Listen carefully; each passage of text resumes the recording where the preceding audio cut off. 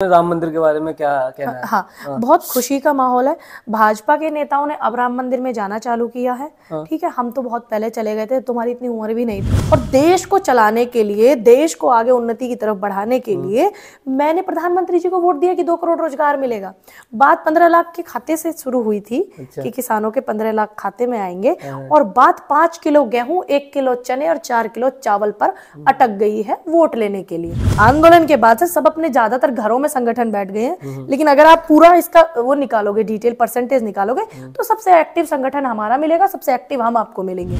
ऐसा ही क्यों कि सिर्फ कांग्रेस में हो आप, और मतलब और भी पार्टी जैसे भाजपा हो गई और दूसरी होगी, तो मतलब भाजपा में क्यों नहीं, अगर ये क्वेश्चन करा जाए तो उसमें क्या? देखिए, अभी जो देखिए, पार्टी कोई भी बुरी नहीं है।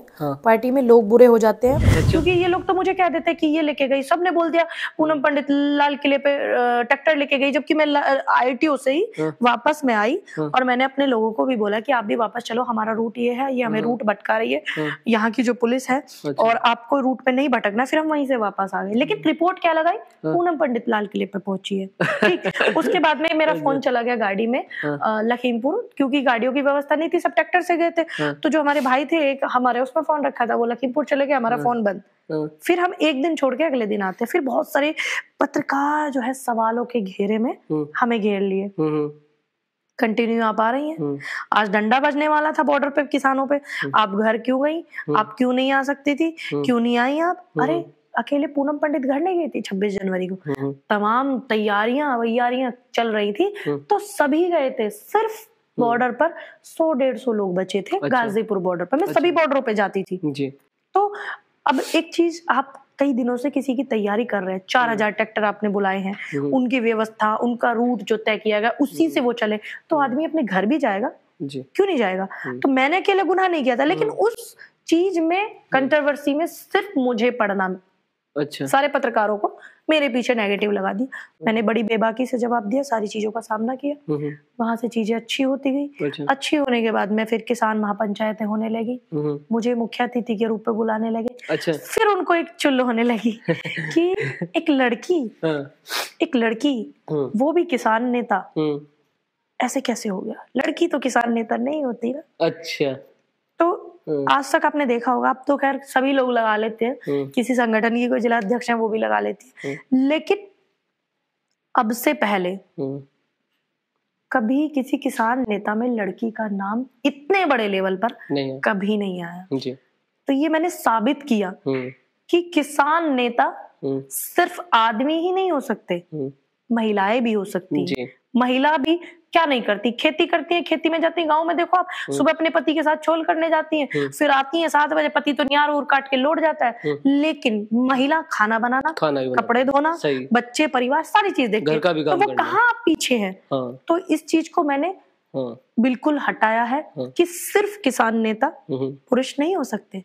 उसके बाद में एक संगठन का बड़ी गहन तरीके से विस्तार हुआ, बड़े बुद्धिजीवी लोग हैं, संयुक्त किसान मजदूर संगठन, उसको आशीर्वाद के रूप में उसकी प्रेस क्लब ऑफ इंडिया में प्रेस कॉन्फ्रेंस करने के लिए पूर्व राज्यपाल 4 बार के सत्यपाल मलिक जी ने मुझे आशीर्वाद दिया। अच्छा। और उस संगठन ने तय किया, मुझे राष्ट्रीय अध्यक्ष नहीं बनना था, उस संगठन के सभी कोर कमेटी के जो मेंबर हैं उन्होंने तय किया, नहीं इसने बहुत मेहनत की है, एक लड़की होकर ये साबित किया है कि किसान नेता लड़की भी हो सकती है, महिलाएं भी हो सकती हैं, ऐसा नहीं है कि पुरुष ही हो सकते हैं।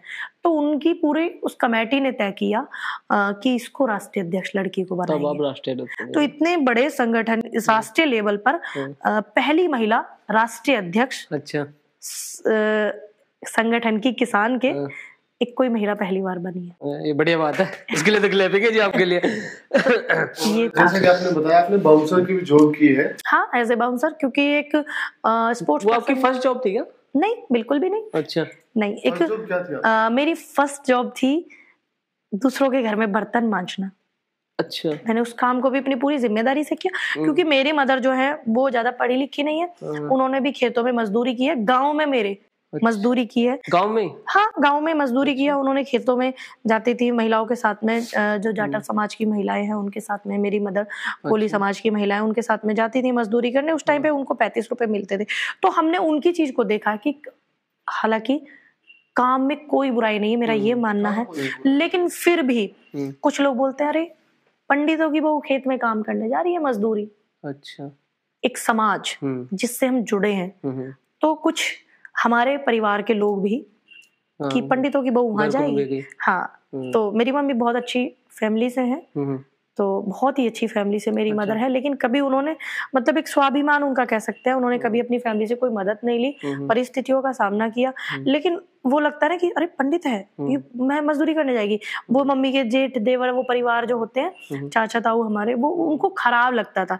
तो ये चीज मैंने उनसे सीखी है कि उन्होंने बिना पढ़ी लिखी होकर के हर चीज का सामना किया, हर चीज को समय पर मुंह तोड़ जवाब दिया। तो इसलिए काम में कोई बुराई नहीं है। तो मेरी पहली जॉब ये थी। फिर मेरी दूसरी जॉब शायद सपना चौधरी के भी बाउंसर रहे। हाँ, वो तो मतलब बहुत आगे की चीज है। अच्छा। फिर उसके बाद में मेरी दूसरी जॉब, ये जो आप जो पहली जॉब जो बता रहे हो कि घरों में जो आपने काम वाम किया, ये कहाँ पे करते थे? ये मेरठ में। मेरठ में? हाँ, हमारे जो आंटी थे तो किराए का कमरा था बहुत ज्यादा, तो 50 रुपए वो महीने के कम करती थी। अच्छा। तो वो इसीलिए कम करती थी कि मैं उनके घर पे काम करने जाती थी। तो उस टाइम पे 50 रुपए कम करना बहुत ज्यादा लगता था, क्योंकि 300 रुपए का कमरा होता था। 300 रुपए का रेंट था। अच्छा। तो 300 रुपए में से अगर 50 रुपए आपके कोई कम कर रहा तो वो बहुत ज्यादा लगता। मेरठ में कौन सी जगह? परतापुर में। परतापुर में जी। अच्छा। तो वो भाभी थे, उनके ही हम किराए पर रहते थे, तो वो उसी में से कम कर लेती थी। फिर वो हम उनका थोड़ा बहुत काम करके आते थे। इसमें मैं बुरा बिल्कुल नहीं मानती, ये है कि समय पर उन्होंने हमारा मतलब सहयोग किया, मैं तो उनका सहयोग मानती हूँ। अच्छा। उनकी बेटी मेरे जितनी थी, तो मैं उनकी बेटी का भी काम करती थी, कपड़े वपड़े धोना। ठीक है, ये एक संघर्ष है, मैं इसको बिल्कुल नहीं मानती कि ये गलत है, क्योंकि मैं देश का प्रधानमंत्री नहीं हूं ना। क्योंकि मैं ये चीज नहीं देख सकती कि मेरी उम्र 35 साल, प्रधानमंत्री जी कहते हैं ना मेरी उम्र 35 साल और मैंने भीख मांग के खाया है। मैं बिल्कुल नहीं कर सकती। मैंने मजदूरी किया, 12 साल की मेरी तब उम्र थी, तब मेरी बहन की शादी हुई 2008 में। ये तब का सफर मैं आपको बता रही हूँ। 12 साल की एज में मैं ये चीज समझती थी कि मैं भीख मांग के नहीं खाने वाली। अच्छा। मैं दूसरों के घर में काम करके खा सकती हूँ। उधर मेरी मदर बैग फैक्ट्री में जॉब करने जाती है, तो थोड़ा मैं उनका मदद कर सकूं। देश के प्रधानमंत्री कहते हैं कि मेरी माँ ने दूसरों के घर में बर्तन मांजे हैं। बिल्कुल। और आप 35 साल की उम्र के हो। अच्छा। आपकी उम्र 35 साल है और आपकी माँ दूसरों के घर में बर्तन मांज रही है। तो मेरा ये मानना है कि ऐसा बेटा तो बेटा कहलाने के लायक नहीं, चाहे वो प्रधानमंत्री जी हो, चाहे वो कोई। मैं एग्जाम्पल के तौर पर प्रधानमंत्री जी को टारगेट नहीं कर रही हूँ, मैं एक्चुअल एक उदाहरण है जो पूरा देश जानता है इस चीज को, उनके इन बयानों को पूरा देश जानता है। तो मैं एक एग्जाम्पल के तौर पर, मुझे इससे बेहतर कोई एग्जाम्पल नहीं लगा। अगर आपकी उम्र 35 साल होगी, आपकी मदर दूसरों घर में बर्तन मांजेगी, तो दुर्लालत आप पे और मुझ पे। आज मेरी उम्र 27 साल है और उस टाइम पे मेरी उम्र 12 साल थी। जब मेरे फादर की डेथ किया 2013 में, तो मेरी उम्र 16 साल थी। अच्छा। 96 का मेरा बॉर्न है, तो मेरी उम्र सिर्फ 16 साल थी। जब मेरे फादर की डेथ हो गई, मैंने कहा मम्मी पापा के सामने अब जो किया किए, नौकरी किए, मजदूरी किए, कुछ भी किए, लेकिन अब नहीं। अच्छा। 2013 में मेरे फादर की डेथ हुई थी। 2013 से मेरी मम्मी को मैंने कोई जॉब नहीं कराया। अच्छा। और सोचिए मेरी उम्र 16 साल थी। तो मैं ऐसी बेटी हूँ, मैं भीख मांग के नहीं खाने वाली। उठाई। हाँ, मैं भीख मांग के नहीं खाने वाली। मेरी मदर को लगता था बेटा बहन की शादी भी है, क्योंकि एक बहन की शादी हो चुकी थी, एक बहन मुझसे छोटी है, वो अनमैरिड थी। इसकी शादी है, तुम्हारी शादी है, भाई की शादी है। ठीक, उनको ये लगता था कि तुम अकेले क्या क्या करोगी, भाई इतने पढ़े लिखे नहीं है, हाई स्कूल किए हैं, उनकी भी इतनी अच्छी जॉब नहीं है। मैंने कहा अच्छा जी। तो मैंने कहा मम्मी सुनो आप मेरी बात, ये मेरी जिम्मेदारी है, आप मुझे थोड़ा टाइम दो। अच्छा। मैंने कहा छोटी बहन की शादी मैं ऐसी करूंगी, गांव देखेगा। अच्छा। मैंने बहुत मेहनत की और मैंने गांव में ही अपनी बहन की शादी की। तो इस चीज का आप गांव में पता लगा सकते हैं कि उसने कैसी शादी की। 2019 में मैंने अपनी बहन की शादी 8 मार्च को किया। बहुत अच्छी, जितना बेहतर से बेहतर हो सकता था, जितना एक बाप कर सकता था, मैंने उस जिम्मेदारी को निभाया। फिर उनको अब ये लगता है इसकी शादी। मैंने अपने भाई की भी शादी की है, मेरे भाई मुझसे बड़े हैं एज में। अच्छा। लेकिन मैंने उनकी भी शादी की है। जिम्मेदारी तो उठाई है। हाँ, मेरे भाई मुझसे बड़े हैं, मेहनत तो करी है, मेहनत तो है। और उनकी भी शादी की, लेकिन माँ है, स्वाभाविक है, उनके लिए तो मैं बेटी रहूंगी, बेशक मजबूत हूँ। अब उनको ये रहता है इसकी शादी भी होनी चाहिए जल्दी। वो चीजें, एक माँ है, उसकी उनकी जिम्मेदारी भी है और एक सोच भी माँ बाप की ऐसी होती है कि आपके प्रति उनको ये रहता है बस सबकी हो गई है, सब अपने सक्षम हो गए, ये ना रह जाए। उनको क्या शुगर की थोड़ी प्रॉब्लम हो गई है, बीपी की, तो उनको रहता है कहीं मैं मर जाऊं तो ये मेरे बच्चा रह जाए, एक उनकी फिक्र जो है। तो हम मतलब इस तरीके की बेटी और बेटा होना चाहिए, इस तरीके का नहीं होना चाहिए आपकी उम्र 35 साल है, आपकी माँ दूसरों के घरों में बर्तन मांज रही है जी, इस तरीके का नहीं होना चाहिए। ये अच्छी बात है आपकी। सेंटी हो गया भाई। ये चीजें आपको सिर्फ जो परिस्थितियों से निकले लोग हैं, गरीबी से निकले हुए लोग हैं, कम सुविधाओं में आगे बढ़ने वाले लोग हैं, ये सिर्फ आपको उन लोगों से ही सुनने को मिल सकती हैं चीजें। मतलब भाई आपकी बहुत हिम्मत थी यार, 16 साल की एज में काम कर रहे हो और इतनी बड़ी बात भी कह दी कि बहन की शादी मैं करूंगा पूरा गांव देखेगा। मतलब आत्मविश्वास वाली बात है तो कि गट्स कितने देगी, ऐसी बात बोल दी ना। मेरे पास कुछ नहीं था, मेरे पास कोई पैसा नहीं था, मेरे पास किसी का कोई सपोर्ट नहीं था, क्योंकि बिगड़ी में जब बिगड़ती है तो कोई साथ नहीं होता। वो पूनम पंडित थोड़े ही थे जो आज हो, ये बात है। लेकिन एक विश्वास था, अच्छा, एक मेरी माँ की भी मजबूती थी कि वो, मैं तो पढ़ी लिखी भी हूँ, वो तो बिल्कुल पढ़ी लिखी नहीं, उन्होंने 4-4 बच्चों को पाला है जी, तो हम अपने परिवार को नहीं देख सकते, तो एक विश्वास था। तो संघर्षों का सफर जो रहा वो हमेशा से ऐसे ही लोगों का। अभी आपका ना एक वो कुछ सिस्टम था उसमें, वो आपने कुछ बोला था, रामदेव वाला कुछ मैटर हुआ था, बाबा रामदेव वाला, वो क्या था? उन्होंने बोला था, एक बाबा रामदेव जो है उनका बयान था, हालांकि तो इस देश में बेचना 2 ही लोगों को आया बेचो, MBA कराओ, प्रोडक्ट बेचो, और बाबा रामदेव का बिजनेस बहुत अच्छा चलता है। वो बहुत बेचने में माहिर निकले, वो तो बिना बाल वालों को भी कंघा बेच देंगे। हाँ, बहुत बड़ी एकदम कमाल, दाद देनी पड़ेगी। उनका एक बयान था बिना बाल वालों को कंघा बेच देंगे। हाँ, मतलब बेचने में उनका बहुत एक्सपर्ट है, कुछ सीखो आप भी उनसे। उनका एक बयान था कि लोग आज तक उनको सोचते थे कि वो यादव है। अच्छा, लोग उनको यादव सोचते थे? हाँ, मतलब है ही यादव, सोचते नहीं थे, है ही यादव। अच्छा, यादव ही है। हाँ, अच्छा। तो जब एक गर्व होता है कि भाई कोई ब्राह्मण समाज का है, वो इतनी प्रगति कर रहा है, तो वो हमारे समाज का है, कोई जाट समाज, कोई गुर्जर समाज का, कोई यादव समाज, इसलिए गर्व होता था यादवों को भी। अच्छा, अच्छी बात है, गर्व होना चाहिए। लेकिन सभी तमाम OBC और यादवों को उन्होंने मायूस कर दिया। उन्होंने बोला अभी जल्दी में कि मैं तो ब्राह्मण हूँ। अच्छा, उन्होंने ब्राह्मण बता दिया, और उन्होंने बोल दिया कि OBC की ऐसे गाली देके कुछ उन्होंने वीडियो उनका वायरल हुआ।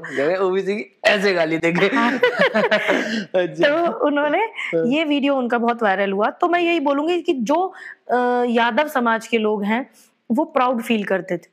अच्छा, आज उनको उन्होंने उदास किया। और अब वो कहने मैं ब्राह्मण हूँ, मैं द्विवेदी हूँ, मैं चतुर्वेदी हूँ, मैं ये हूँ, मैं वो हूँ। तो आपको समाज नहीं अपनाने वाला ब्राह्मण, क्योंकि ब्राह्मण बहुत बुद्धिजीवी होता है, शस्त्र और शास्त्र दोनों का ज्ञान होता है उसको। तो आप सोच रहे हैं कि उधर मलाई खा रहे हैं तो जय परशुराम मैं भी पंडित जी हूँ ना जय परशुराम। तो इसलिए वो सोच रहे हैं कि मैं उधर मलाई लपेट के आ गया हूँ तो मैं इधर भी लपेट लूंगा। तो इसलिए कहते हैं ना, कौवा चला हंस की चाल और अपनी ही भूल गया। तो अब उनको ना हंस अपनाएंगे, वो पंख लगा करके, मोर वाला कहानी आपने सुना है, कौवा पंख लगा के मैं तो मोर हूँ, मोरों ने उसको भगा दिया, काव काव कर रहा है, कौवा चल यहाँ से दफाओ। और फिर वो कौवा के पास गए उदास होकर के कि अभी तो तू मोर बन रहा था, तू भाग यहाँ से, तू कौवा नहीं है। तो वो काम रामदेव जी का हो गया। अच्छा, ये मसला बन गया उनका। ये बात बड़े फनी स्टाइल में बता दिया आपने, मजा आ गया, है ना। तो वैसे ना मेरे ख्याल से जो 2018 में जो आई थिंक नेपाल में गोल्ड मेडल जीता था, जीता कैसा माहौल था, कैसा अच्छा था, बहुत सुंदर था। मैं नेपाल जो है गई 18 में, और बहुत मतलब नदी वदी भी है, पशुपतिनाथ मंदिर भी मैं गई। मैंने आपको बोला ना, मैं अध्यात्म को बहुत मानती हूँ, क्योंकि मैं धर्म को 2014 के बाद से नहीं मानती, मैं जन्म से मानती हूँ। मेरे माँ बाप भी जन्म से ही मानते हैं, उनके माँ बाप भी जन्म से मानते हैं। एकदम सरकाज़म बहुत तगड़ा रहता है इनके, है ना। तो जैसा कि आपने बताया था कि आप सपना चौधरी के आप रहे हैं, बाउंसर रहे हैं, तो जैसे कि आप जब किसी भी आपने सभा को चुना, जैसे भाजपा कांग्रेस वगैरह को, उसमें आपने उससे पहले सपना चौधरी ने आपसे कोई भी सपोर्ट वगैरह नहीं किया आपको कुछ भी? देखिए, सपना चौधरी जो है वो सिर्फ मुझे ही सपोर्ट करने नहीं आई, देश के जो किसान हैं जिन्होंने इस लेवल पे उन्हें बनाया है, ठीक है, उनके प्रोग्राम कौन कराता? कोई हाई सोसाइटी वाले लोग प्रोग्राम नहीं कराते थे, गांव के लोग प्रोग्राम कराते थे, गांव के कल्चर के लोग प्रोग्राम कराते थे। तो जिन्होंने उन्हें बनाया वो किसानों को ही सपोर्ट करने नहीं आए, तो वो मुझे क्या करने आएंगी? जो आप लायक नहीं खुदा लायक, वो किसके लायक? तो वो मुझे क्या सपोर्ट करेंगे? अच्छा, तो ये है। और एक ना आपकी ना एक फोटो थी जो काफी मतलब वायरल हुई थी, चर्चा में रही थी, बीजेपी नेता वो था, वो पूरा माहौल उसके बारे में क्या है? नेता नहीं था वो, मैं किसी के घर पे मैं गई थी, एक दीदी हैं, तो मैं बोलने लगी मुझे भूख लग रही है, तो वो कहने लगी यहाँ कहाँ खाना खाएगी? अच्छा चल हम भाई हैं उनके यहाँ चाय पीने चलते हैं। अच्छा, हमारे बहुत करीबी हैं, तो हमारी दीदी हैं एक, उनके साथ हम गए थे बहन जी के साथ। तो जैसे आप बैठे हुए हैं और ऐसे इस तरीके का पोस्टर पीछे लगा हुआ था, मैं तो अपने फोन में लगी हुई थी, मैं किसी के यहाँ पहली बार जा रही हूँ जिन्हें मैं जानती नहीं, तो ऑब्वियसली बंदा क्या करेगा, अपने फोन में लगा रहेगा। तो वो फोटो जो थी बीजेपी नेता की नहीं थी, वो भाजपा के सिंबल यानी कि कमल के फूल की फोटो थी। कमल के फूल की फोटो वो वायरल की, पूनम पंडित बीजेपी के कार्यालय में बड़े बड़े नेताओं के साथ मीटिंग हो रही है, पूनम पंडित बीजेपी की एजेंट है, ये है वो है। बहुत सारे जो लोग थे जिनके चैनल इस मुद्दे पे चले हैं मुझे गालियां दे दे करके, बहुत उनके चले भी हैं। और मैं पहली ऐसी प्रत्याशी रही, मतलब सॉरी एक मतलब पार्टी ज्वाइन अगर मैं बोलूंगी, जो उनका नजरिया था कि पहली एक ऐसी महिला या आदमी पुरुष जो भी मतलब मानो एक ऐसी पर्सन रही हूँ कि बिना किसी नेता के, बिना किसी मंच के, जिनका काम लोगों को गाली देने का है, उन्होंने मुझे सिर्फ एक सिंबल पे भाजपा ज्वाइन दिखा दिया था कि भाजपा, मतलब कोई नेता नहीं आया मुझे ज्वाइन करवाने। सारे नेता जो हैं वो सारे बेचारे वेंटिलेटर पे हो गए, कोई नहीं आया, सिर्फ एक सिंबल लगा था पीछे और उन्होंने कह दिया पूनम पंडित भाजपा की एजेंट है, पूनम पंडित भाजपा के नेताओं से मिलती है, पूनम पंडित ये, पूनम पंडित वो। लेकिन सिर्फ मैंने यही बोला कि समय सबको बताता है, समय के आधार पर वो सबको पता लग गया, एक मुंह पे तमाचा उनके लग गया, समय ने उनके तमाचा मारा। इससे ना एक क्वेश्चन और निकल के आ रहा है कि ऐसा ही क्यों कि सिर्फ कांग्रेस में हो आप और मतलब और भी पार्टी जैसे भाजपा हो गई और दूसरी होगी, तो मतलब भाजपा में क्यों नहीं, अगर ये क्वेश्चन करा जाए तो उसमें क्या? देखिए अभी जो देखिए पार्टी कोई भी बुरी नहीं है, पार्टी में लोग बुरे हो जाते हैं, उनकी नीतियां बुरी हो जाती हैं। अच्छा। भाजपा में जो अभी जब अटल जी थे, अटल बिहारी वाजपेयी जी है ना, अटल बिहारी वाजपेयी है ना, कवि, एक हृदय मन भी उनके अंदर था, बहुत सारी चीजें थी। अटल बिहारी वाजपेयी जी का सभी लोग सम्मान करते हैं जी। तो बेशक हम कांग्रेस में हैं या कांग्रेस से चुनाव लड़े, लेकिन हम भी उनका सम्मान करते हैं, एक अच्छे वक्ता जिनको हम कह सकते हैं। तो ऐसा नहीं है, आज के दौर में भी राजनाथ जी, मैं उनकी बहुत रेस्पेक्ट करती हूँ। अच्छा। बहुत ज्यादा उनको राजनाथ जी रक्षा मंत्री, हाँ, मैं उनकी बहुत रेस्पेक्ट करती हूँ राजनाथ जी, वो भी भाजपा में ही है। और मैं बात करूँ आपको सड़क परिवहन मंत्री नितिन गडकरी जी, वो भी बहुत अच्छे आदमी है, मैं उनकी भी बहुत सम्मान करती हूँ। अच्छा। ये एक मेरा पर्सनल हुआ, लेकिन जो भाजपा आजकल की नीतियां बना रही है जी। आज देश को जो बांट रही है भगवान के नाम पे, राम के नाम पे, राम मंदिर के नाम पे, जो 24 में वोट बटोरने का काम कर रही है, मैं उन नीतियों के खिलाफ हूँ। मैं किसी पार्टी के खिलाफ नहीं हूँ। उनकी जो किसानों को लेकर के 3 बिजली कानून आए थे, कृषि कानून, मैं उन नीतियों के उनके खिलाफ थी। ऐसा नहीं है कि मैं भाजपा के पार्टी के पूरी खिलाफ हूँ या भाजपा के तमाम नेताओं के मैं खिलाफ। कुछ जो चीजें गलत हैं, और मेरा ये मानना है अगर आप लोकतंत्र देश में हो तो आपको गलत का गलत कहना चाहिए, सही का सही कहना चाहिए। आज राम मंदिर बना है, बहुत पूरे देश में खुशी का माहौल है। हाँ, मैं इसी मुद्दे पाने वाले में राम मंदिर के बारे में क्या कहना है? हाँ, बहुत खुशी का माहौल है। भाजपा के नेताओं ने अब राम मंदिर में जाना चालू किया है, ठीक है, हम तो बहुत पहले चले गए थे, तुम्हारी इतनी उम्र भी नहीं थी जब वहां पे राम मंदिर नहीं बना था। तो ऐसा नहीं है कि भाजपा ने कॉपीराइट ले लिया राम पर। अच्छा, ठीक है, राम सबके हैं, राम भारत की पहचान जो है वो राम से है। राम सबके हृदय में वास करते हैं, यहाँ की प्रकृति में राम वास करते हैं। ऐसा नहीं है कि भाजपा वालों के ही राम है। फर्क सिर्फ इतना है, धर्म को और राम को भाजपा ने 2014 के बाद से चुना है। हमने पैदाइशी माना है धर्म को, क्योंकि हम पैदा हुए, हमें गर्व है अपने धर्म पर। ये चर्चा किस पे करते हैं? राम पर, धर्म पर। मतलब धर्म पर आप चर्चा करने चले हो, मतलब एक तरफ लड़ाई कुपड़ों की, अनपढ़ों की लगी हुई है। एक वो कुपड़े हैं जिन्होंने गलत पढ़ा है, एक अनपढ़ है जिन्होंने पढ़ा ही नहीं है। तो ऐसे लोगों का जमावड़ा इकट्ठा हुआ। आज राम मंदिर का भव्य आप प्राण प्रतिष्ठा मना रहे, पूरे देश ने मनाया, मैंने भी मनाया, आपने भी मनाया, सभी ने मनाया, बिल्कुल पूरे देश में। पूरा देश जो है राम रस में लीन था, ठीक। लेकिन अगर हम बात करें तथ्यों पर, हमने धर्म को किससे सीखा है? वेद, पुराण, शास्त्र, धर्मगुरु, ज्ञान, शंकराचार्य। शंकराचार्य ये शास्त्र कहते हैं, शंकराचार्य स्वयं शंभु हैं, यानी कि शिव हैं। चारों शंकराचार्य जो हैं उनका वहां ना जाना जी, वो क्या आपको दर्शाता है? मतलब मेरा तो कोई व्यू नहीं होगा, मैं तो आपका ही जानना चाहूंगा। चारों शंकराचार्यों ने सिर्फ एक बात रखी कि या तो मंदिर का उद्घाटन पहले किया जाए या थोड़े दिन बाद किया जाए। अच्छा। क्योंकि ये जो खड़मास में जो है नहीं होता और आधे अधूरे मंदिर में प्राण प्रतिष्ठा नहीं होती है। ये मैं नहीं बोल रही हूँ, ये चारों शंकराचार्य बोल रहे हैं। तो अगर मेरे धर्म गुरु है, मैं अगर बात धर्म की आएगी तो मैं अपने धर्म के प्रति बहुत ज्यादा मतलब आप मुझे मानिए बहुत मतलब मानिए धर्म है तो फिर कुछ नहीं है। अगर हम बात धर्म पे ही करते हैं, जब हम बात देश पे करेंगे, देश के मुद्दों पे करेंगे तो हम जेन्युइन मुद्दों पे बात करेंगे। लेकिन जब बात धर्म की आएगी तो हम धर्म गुरुओं की भी और धर्म को भी सर्वश्रेष्ठ ही मानेंगे। ये हमने सीखा कहाँ से? धर्म ग्रंथों से, कि अधूरे मंदिर में प्राण प्रतिष्ठा नहीं होती है। क्योंकि ऊपर जो सबसे ऊपर चोटी बनती है मंदिर की, अभी वो बनी नहीं है, रामलला उसमें विराजमान हो गए हैं। तो धर्म शंकराचार्यों का कहना था कि जब वो बाद में बनेंगी तो वो चोटी पे पैर रख के इंसान उस पे चढ़ेगा, कोई भी मजदूर, तो वो फिर रामलला के सिर पे पैर रख रहा है। अच्छा। ये ऐसा धर्म गुरुओं का मानना है। अच्छा। तो इसके आधार पे मैं यही कहूंगी कि हमने धर्म को जो है शास्त्रों से सीखा, शंकराचार्यों से, संतों से सीखा, और हमें उनकी भी बात माननी चाहिए। राम मंदिर का जो मैटर है ये सिर्फ 70 साल पुराना नहीं है, ये 500-600 साल हाँ ये चलता आ रहा है। और दूसरी बात, चारों शंकराचार्यों ने यही बोला है और कि ये शास्त्र कहता है कि बिना धर्म पत्नी के कोई पूजा नहीं कर सकता विवाहित व्यक्ति। अच्छा, ये शंकराचार्य जी ने कहा, ये उसमें भी लिखा है रामचरितमानस में।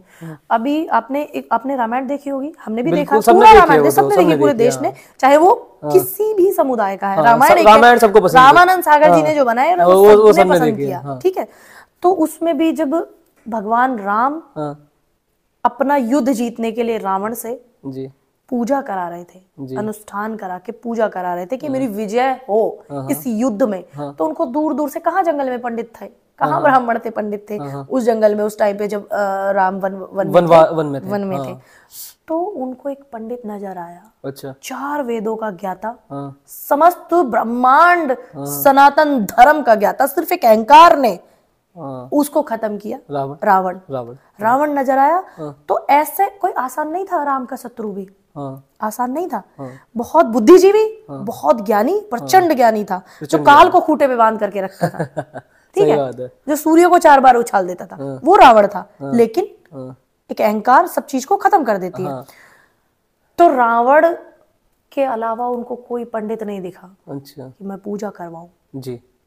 दोनों में शत्रुता थी जी, लड़ाई भी होनी थी, युद्ध भी होना था, राम को युद्ध जीतना था, और जजमान राम थे रावण के। रावण ने पूजा करने के लिए मना नहीं किया था। आज का जो दौर है, अच्छा ये भाजपा ही है, ये कांग्रेस ही है, ये बसपा है, ये सपा है, मुंह बना के बैठ जाते लोग। आज की ये राजनीति है, वो भी एक राजनीति थी, वो उस काल की राजनीति थी, ये आज के काल की राजनीति है, आज ये कलयुग की राजनीति है। तो रावण ने मना नहीं किया था, क्योंकि एक पंडित का कर्तव्य होता है, धर्म होता है, वो किसी को पूजा के लिए मना ना करे। आज तो ये देखते हैं पूजा पाठ करने वाले लोग, ये कि ज्यादा कहाँ से मिलेगा, कम कहाँ से मिलेगा, बाद में आरती की थाली पे लड़ाइयां हो जाती है। अरे आरती की थाली में वो चंदा आया था, वो किसके पास? अरे कौन घुमा रहा था थाली, वो दिखाइए। आज इस पे लड़ाई हो जाती है। लेकिन ये सत्यता है कि कोई कितना ही बड़ा आदमी हो या कोई कितना ही छोटा गरीब हो, पंडित उसको पूजा करने के लिए मना नहीं करता था। अच्छा, ये सत्य बात है बिल्कुल।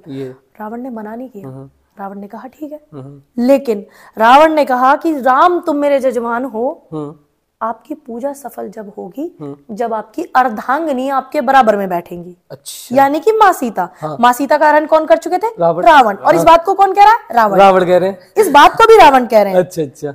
तो वो उन्होंने बताया कि लंकापति रावण मेरी पत्नी का हरण करके ले गए हैं और मुझे ये पूजा सफल करनी है। आप मेरे पंडित हैं, आप मेरे पूजा पाठ करना है, आप ही मुझे बताइए। तो रावण का जजमान राम थे।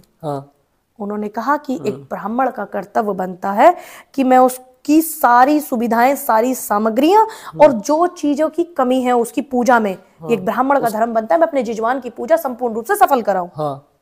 तो रावण ने अपने बेटा अक्षय कुमार को कहा और सीता को कहा, जाकर के माँ सीता को कहा कि आप जो है इतने टाइम आपको लेने आएगा अक्षय कुमार। अच्छा। उनका बेटा रावण का, आपको रथ में बैठना है और राम मेरे जजमान है, मुझे उनके यहाँ पूजा करने जाना है। अच्छा। जैसे ही आपको रथ में बैठना है, जैसे वहां से पूजा सफल होगी फिर आपको वापस रथ में बैठना है, अशोक वाटिका में वापस आ जाना है। अच्छा। तो पूजा संपूर्ण कराने के लिए रावण ने माँ सीता को राम की पूजा में बैठाया था जी।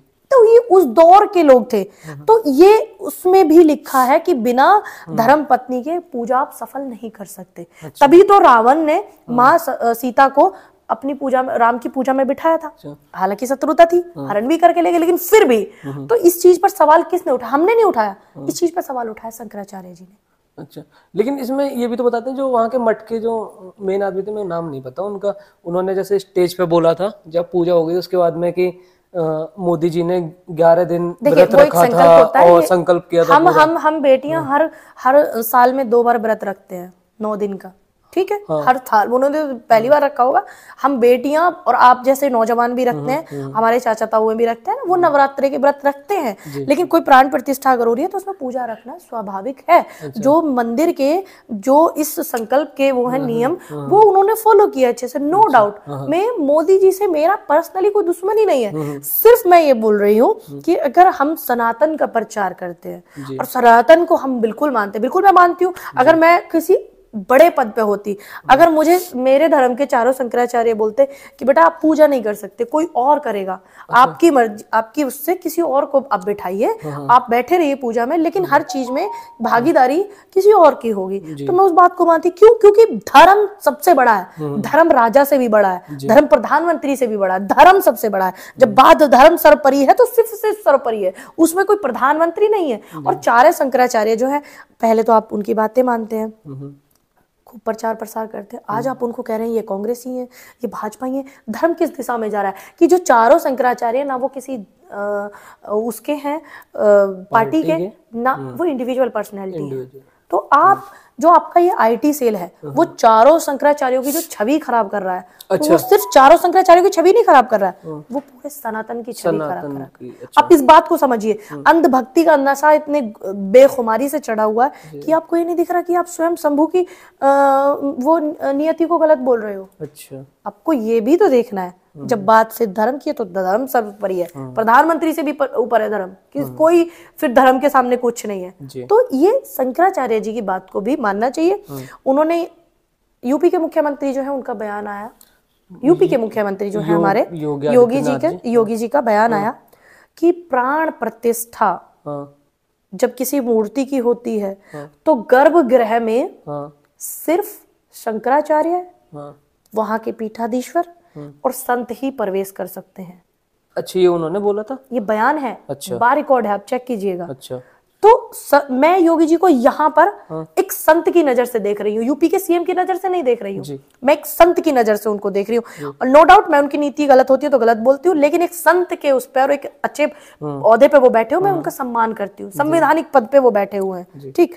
तो यहाँ मैं उनको एक संत के उस पर देख रही हूँ। उन्होंने भी तो यही बात कही, लेकिन अब उन्होंने ये बात क्यों नहीं बोली, इस बात पे हमें शंका है। इस बात में थोड़ा डाउट लगता है। बिल्कुल ऐसा नहीं है कि राम, ऐसा कौन सनातनी होगा जिसके मन में राम वासना करते हो? सबके में। आज हम लोग राजनीति में अब आए हैं नए नए, है ना। हमारे घर में 14 साल से पूजा होती है, ठाकुर जी की सेवा में लिए हुए हमने। अब तुम्हें बता के थोड़ी लेंगे, अब तुम्हें दिखा के थोड़ी लेंगे, अब भाजपा से सर्टिफिकेट थोड़ी लेंगे कि मैं सनातनी हूँ, ब्राह्मण हूँ।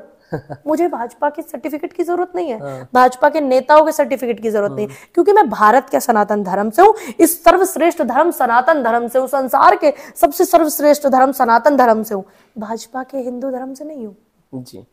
तो इसलिए अगर जो सर्वश्रेष्ठ धर्म का व्यक्ति है, उसे किसी से सर्टिफिकेट लेने की जरूरत नहीं है। इन्होंने अगर पूरे समस्त धर्म पर चर्चा करे तो मेरे हिसाब से आपके जो जितने भी दर्शक देखने वाले हैं, कि मेरा उनके लिए भी एक सवाल है, कमेंट करके वो भी बताएंगे, जो मुझे देखते हैं, मुझे जानते हैं, वो भी जो आपको जानते हैं, आपके चैनल के माध्यम से देखते हैं, मेरा उनसे भी है कि मेरा एक पर्सनल खुद का तो है, आपकी क्या राय है आप भी बताइए। धर्म को चलाते हैं संत जी, धर्म को चलाते हैं शंकराचार्य, जिन्होंने वेद पुराण शास्त्र पढ़े हैं, जिन्हें वेदों का ज्ञान है, उनका काम है धर्म को आगे बढ़ाना।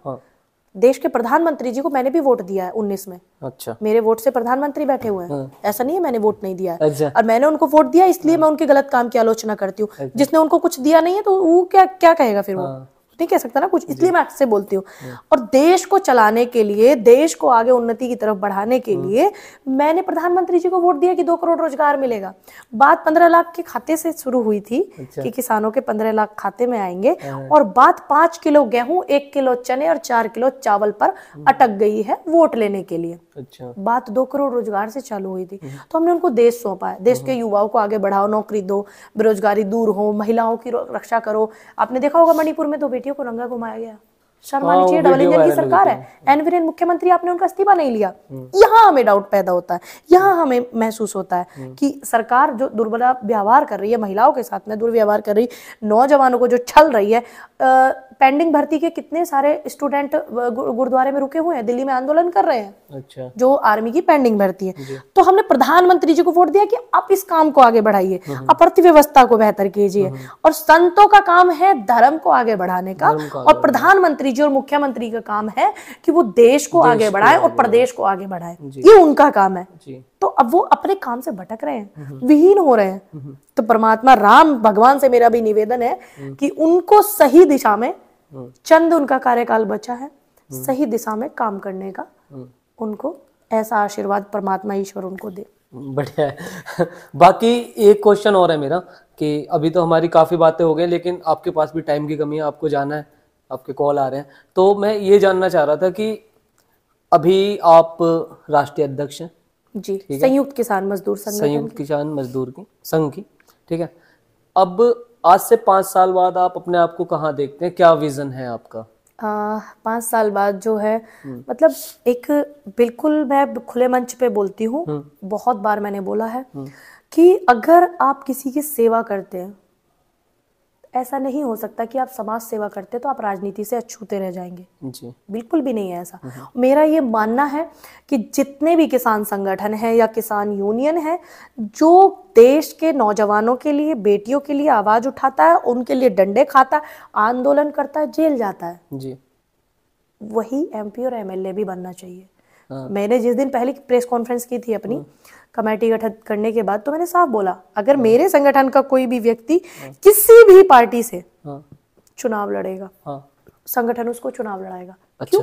क्योंकि उनका काम जेल जाना, जेल में पड़े रहना नहीं है। अच्छा। अगर वो जनता के मुद्दे उठा करके जेल जा रहे हैं, मुकदमे ले रहे हैं, तारीखों के चक्कर काट रहे हैं, तो एमपी एमएलए भी वही बनेंगे। अच्छा। तो इसलिए एक आप लोगों का एक आपका दायरा हो जाता है कि अभी हम इतने हैं, फिर इतने होंगे, फिर इतने होंगे।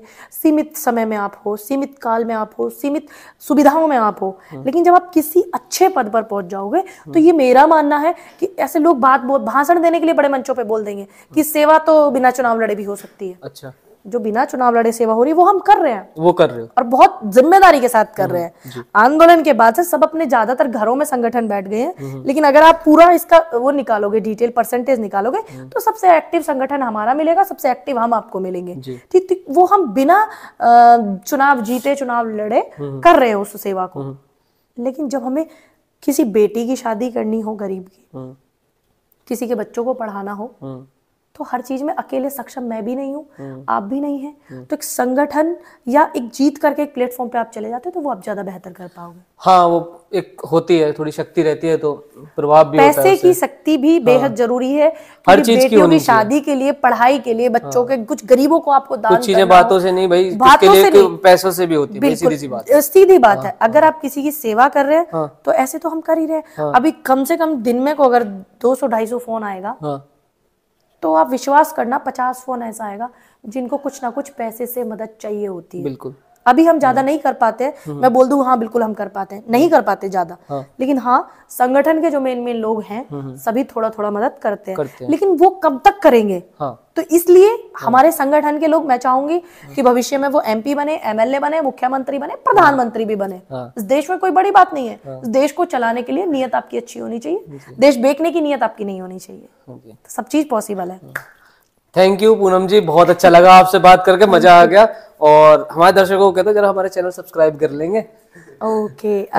मैं निवेदन करती हूँ आपसे कि आप चैनल को खूब ज्यादा लाइक करें, सपोर्ट करें, सब्सक्राइब करें, क्योंकि चंद लोग ऐसे हैं जो सामने वाले की भावना को और लोगों से जोड़ते हैं और लोगों को भी प्रोत्साहित करते हैं। तो आप कमेंट भी कीजिएगा, शेयर भी कीजिएगा। Thank you.